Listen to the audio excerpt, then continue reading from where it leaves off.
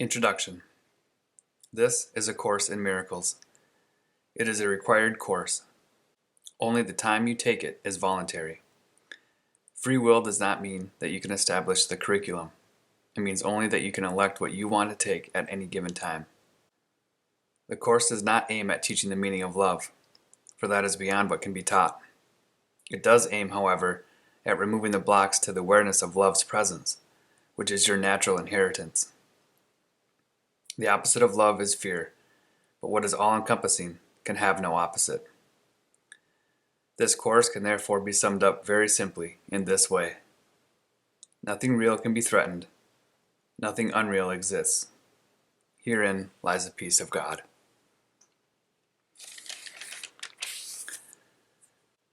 Chapter 1. The Meaning of Miracles. Principles of Miracles. There is no order of difficulty in miracles. One is not harder or bigger than another. They are all the same. All expressions of love are maximal. Miracles, as such, do not matter. The only thing that matters is their source, which is far beyond evaluation. Miracles occur naturally as expressions of love. The real miracle is the love that inspires them. In this sense, everything that comes from love is a miracle. All miracles mean life, and Mother God is the giver of life. Her voice will direct you very specifically. You will be told all you need to know. Miracles are habits and should be involuntary. They should not be under conscious control. Consciously selected miracles can be misguided. Miracles are natural. When they do not occur, something has gone wrong. Miracles are everyone's right, but purification is necessary first. Miracles are healing because they supply a lack. They are performed by those who temporarily have more for those who temporarily have less. Miracles are a kind of exchange, like all expressions of love, which are always miraculous in the true sense. The exchange reverses the physical laws. They bring more love both to the giver and the receiver. The use of miracles as spectacles to induce belief is a misunderstanding of their purpose.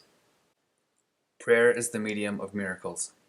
It is a means of communication of the created with the Creator. Through prayer, love is received, and through miracles, love is expressed. Miracles are thoughts.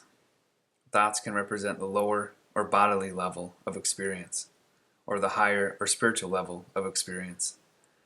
One makes the physical, and the other creates the spiritual.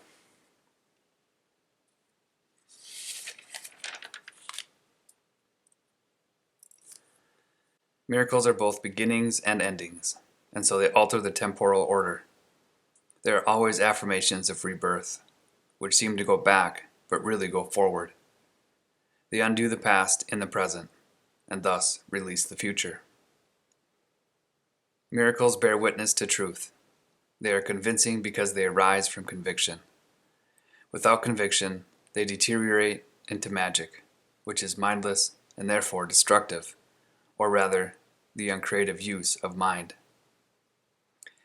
Each day should be devoted to miracles. The purpose of time is to enable you to learn how to use time constructively. It is thus a teaching device and a means to an end. Time will cease when it is no longer useful in facilitating learning. Miracles are teaching devices for demonstrating it is as blessed to give as to receive. They simultaneously increase the strength of the giver and supply strength to the receiver. Miracles transcend the body. They are sudden shifts into invisibility, away from the bodily level. That is why they heal. A miracle is a service. It is the maximal service you can render to another. It is a way of loving your neighbor as yourself. You recognize your own and your neighbor's worth simultaneously. Miracles make minds one in Mother God. They depend on cooperation because the family of Mother God is the sum of all that Mother God created. Miracles therefore reflect the laws of eternity, not of time. Miracles reawaken the awareness that the spirit, not the body, is the altar of truth. This is the recognition that leads to the healing power of the miracle. Miracles are natural signs of forgiveness. Through miracles, you accept Mother God's forgiveness by extending it to others. Miracles are associated with fear only because of the belief that darkness can hide. You believe that what your physical eyes cannot see does not exist. This leads to a denial of spiritual sight.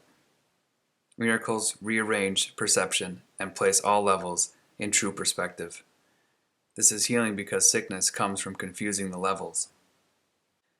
Miracles enable you to heal the sick and raise the dead because you made sickness and death yourself and can therefore abolish both.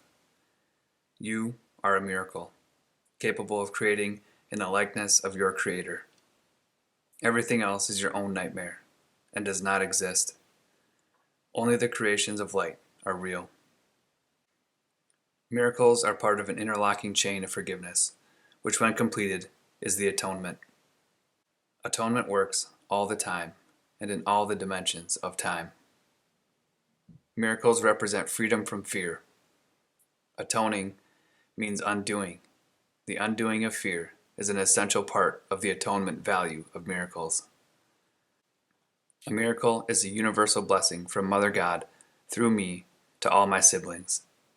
It is a privilege of the forgiven to forgive. Miracles are a way of earning release from fear. Revelation induces a state in which fear has already been abolished. Miracles are thus a means, and revelation is an end. Miracles praise Mother God through you.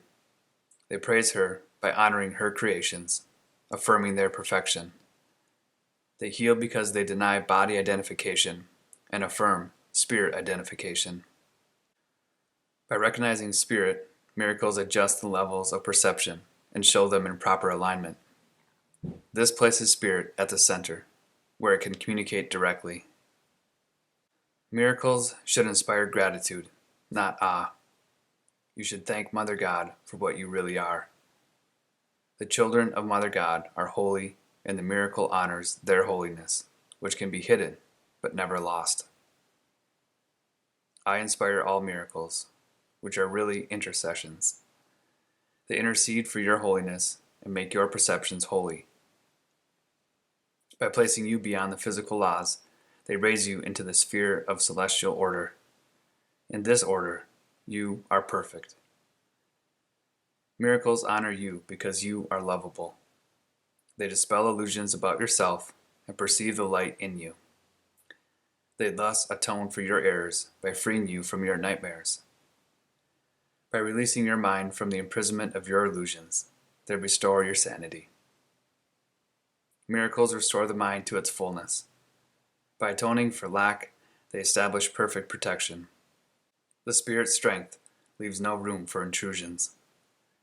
Miracles are expressions of love, but they may not always have observable effects. Miracles are examples of right thinking, aligning your perceptions with truth as Mother God created it. A miracle is a correction introduced into false thinking by me. It acts as a catalyst, breaking up erroneous perception and reorganizing it properly.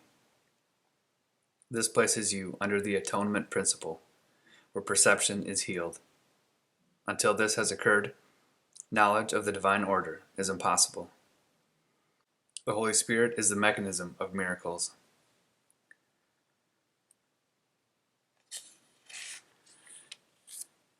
She recognizes both Mother God's creations and your illusions. She separates the true from the false by her ability to perceive totally rather than selectively. The miracle dissolves error because the Holy Spirit identifies error as false or unreal. This is the same as saying that perceiving light, darkness automatically disappears. The miracle acknowledges everyone as your sibling and mine. It is a way of perceiving the universal mark of Mother God. Wholeness is the perceptual content of miracles. They thus correct or atone for the faulty perception of lack.